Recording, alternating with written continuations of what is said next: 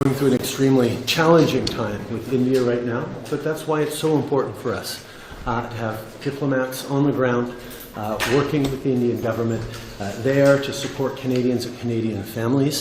We're taking this extremely seriously, but we're going to continue to engage responsibly and constructively with the government of India. Canada जो है वो अब ये चीज़ कर रहा है कि हम इंडिया के साथ प्राइवेटली बात करना चाहते हैं। ये भी आपने देखा है G20 हुई है। G20 का क्या उसका मैसेज क्या था? उसका मैसेज क्या मैसेज था? यही मैसेज था कि आज वो भारत नहीं है जिसके ऊपर जो है ना जो मर्जी चार दौड़ेगा। Retaliate and can you confirm that they have asked us to take out 40 diplomats? We're not looking to escalate, as I've said. We are going to be doing the work that matters in continuing to have constructive relations with India through this extremely difficult. इसमें या तो Justin Trudeau माफी मांगे और publicly बोले कि हाँ मैंने बकवास करी थी भाई। कनाडा की जो फॉरेन मिनिस्टर है मेलेनी जॉली जो हैं उन्होंने कहा है कि हम इंडियन गवर्नमेंट के साथ राब्ते में हैं और इंडियन डिप्लोमेट्स की जो सेफ्टी है वो हमारे लिए बड़ी इंपॉर्टेंट है। इस वजह से कनाडा जो है दुम दबा के बैठा है। कनाडा का तो उन्होंने सर रेत में दबो दिया है। बिल्कुल दबो दिया है। हाँ। यही जिंदा कौमों की अलामत होती है। आजकल तो वैसी भी बात एहतियात से ही करनी है। हमारे यहाँ सच उतना बोलना है जितने बोलने के ऊपर बंदा फंसे नहीं, क्योंकि ये साबित हो चुका है कि पाकिस्तानी हम लोग सिर्फ खौफ और डर और डंडे के नीचे काम करते हैं, वरना हम नहीं। कि जब वो आवाज बुलंद करती हैं, जब वो कशकोल तोड़ती हैं, मजबूत होती हैं, तो फिर दुनिया उनकी हमायत भी करती है और उनके हाँ में हाँ भी मिलाती है। अगर कनाडा असर्ट करता है, वीज़े बंद करता है, हालात को कंप्रोमाइज़ करता है, तब भी मोदी साहब को फ़ायदा है इसमें।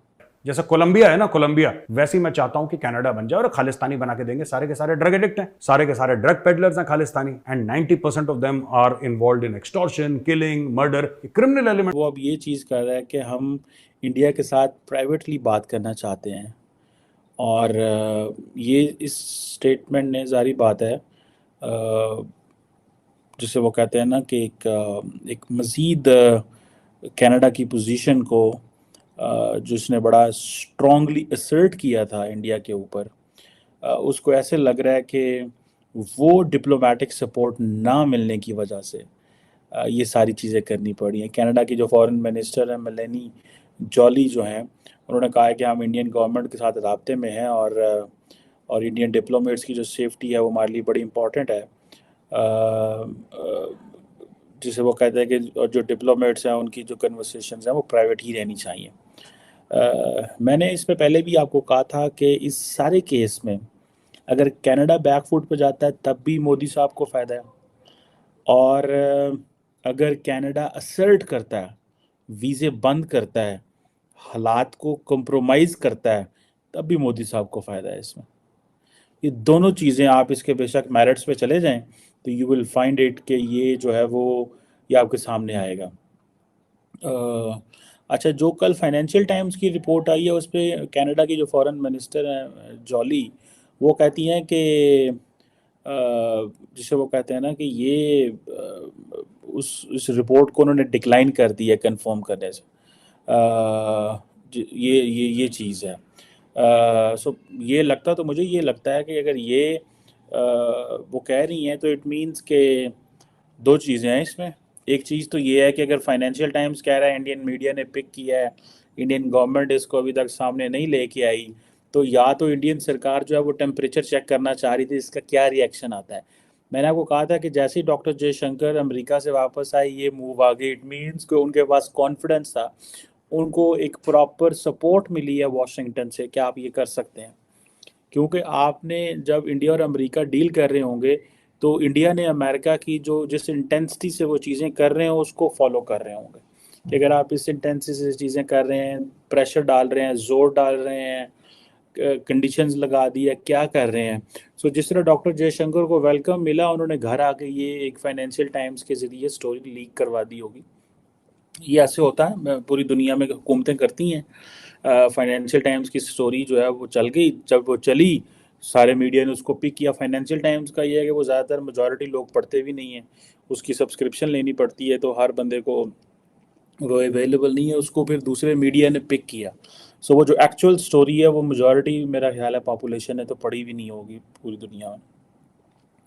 अब ये जो चीज़ है इस पे ज़ाहिर बात है कि अगर टेम्परेचर चेक करने के लिए ये स्टोरी लीक की गई है तो इंडिया के लिए कनाडा ये बैक चैनल टॉक्स में पर कनाडा बोल नहीं रहा।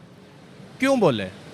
पूरी कौम जो है वो मोदी के साथ खड़ी है। पूरी दुनिया वेस्ट खड़े हैं। उसके बाद ये भी आपने देखा है G20 हुई है, G20 का क्या उसका मैसेज क्या था? हाँ। उसका मैसेज क्या था? क्या मैसेज था? यही मैसेज था कि आज वो भारत नहीं है जिसके ऊपर जो है ना जो मर्जी चढ़ दौड़ेगा। सही बात है। इस वजह से पूरी दुनिया को उसकी आवाज़ पे लब्बैक कहना पड़ेगा। पूरी दुनिया लब्बैक कह रही है। अच्छा, इस वजह से कनाडा जो है दुम दबा के बैठा है। कनाडा का तो उन्होंने सर रेत में दबो दिया है। बिल्कुल दबो दी है। हाँ। यही जिंदा कौमों की अलामत होती है अच्छा। कि जब वो आवाज़ बुलंद करती हैं, जब वो कशकोल तोड़ती हैं, मजबूत होती हैं, तो फिर दुनिया उनकी हमायत भी करती है और उनके हाँ में हाँ भी मिलाती है। हाँ। ठीक है, यही वजह है कि आज इंडिया जो है उसकी बात हर बंदा सुन रहा है। सुन रहा है, सही इसी बात तरह हम अपनी रियासत को देख लें। है। जी अपनी बात कर लेते हैं। हाँ। यहाँ पे आप देखें कौन सी एक्सरसाइज हो रही है। अभी तक किसी को पता चल रहा है कि यहाँ पे मार्शल लॉ है या जमहूरियत है? नहीं, कंफ्यूज है टोटली। दूसरी बात यह है यहाँ पे कितने सूबे हैं? इंडिया के कितने सूबे हैं? 28 स्टेट्स हैं और यहाँ पे 4 सिर्फ। पाकिस्तान के कितने हैं? 4। और सिंधु देश का नारा कब लगा था? कब लगा था ये नहीं मुझे पाकिस्तान खपे का कब लगा था? इसी तरह जो है वो हमारे जितने पंजाब के अलावा हर जगह बलोचिस्तान क्या कहता है? क्योंकि यह साबित हो चुका है कि पाकिस्तानी हम लोग सिर्फ खौफ और डर और डंडे के नीचे काम करते हैं, वरना हम नहीं करते। अब उसका डंडा किसके पास है? वो सिर्फ फौज के पास है। डंडे के नीचे रहेंगे तो काम करेंगे, वरना नहीं करेंगे।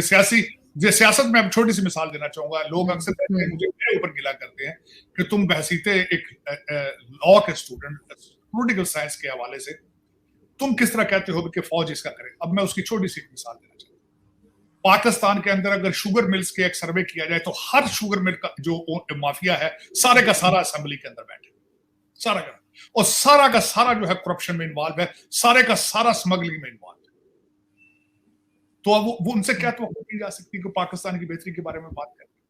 हर जो हमारा पाकिस्तान का हर माफिया है वो तो बड़ा ऑर्गेनाइज है और उनकी जड़ें, बल्कि मैं आपको हमेशा कहता हूं उनकी तो रिश्तेदारियां ब्यूरोक्रेसी के साथ, उनके तो हर जगह पे एस्टैब्लिशमेंट। ये तो कोई वो ही इंसान इसका फैसला कर सकता है जो इन सब चीजों से मुबर्रा हो। लेकिन सर ये कैसे मैनेज करेंगे? ये तो बड़ा मुश्किल काम है कि जो इतने सालों से यहाँ रह रहे हैं उनको निकालना। वैसे तो खैर ये चाहे ये भी बताया गया है कि जो अभी तक 24-25 अटैक्स किए गए पाकिस्तान में पिछले दिनों में, उनमें से जो 14 अटैक्स हैं